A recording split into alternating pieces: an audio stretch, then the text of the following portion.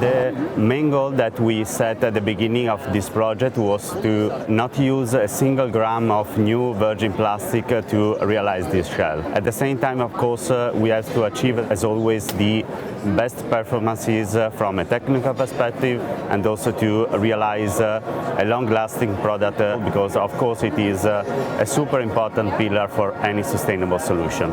And so to achieve the result of matching these two different goals, we have to do a lot of research and development from a technical perspective, and identified this solution of having a mix of post-industrial waste and post-consumer waste recycled plastic with all the technical features that we need for a product so important like Catifa Re46. And then we apply this technology, achieving a beautiful color palette.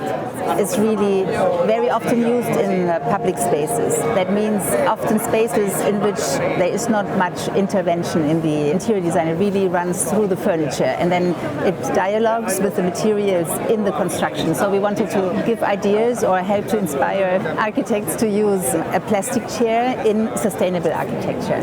That comes often with very specific materials, such as rammed earth, one of the most innovatives, or solid timber. And in that kind of materiality, you don't really imagine synthetic colors.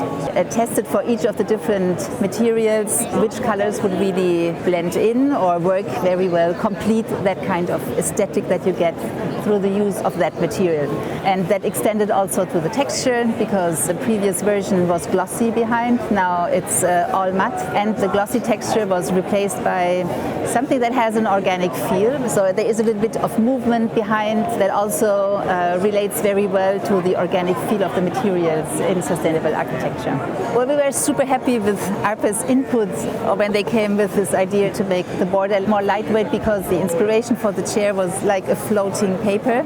So in a way, to get a smoother and a thinner border supports and speaks so well to this initial idea of lightness and floating. So it makes it more delicate. In a way, it was like, why didn't we do this before? Yeah, it really makes the difference. And what I like very much of this evolution is that on one side we are making Catifa Re46 much more contemporary, but at the same time we are making even more close to the original concepts, evolving but keeping the identity original. So it's not bicolor anymore, but still there is this dialogue between the frontal face and the outer shell, thanks to the texture that you perfectly explained. So it's like keeping the concept but evolving it to the next level.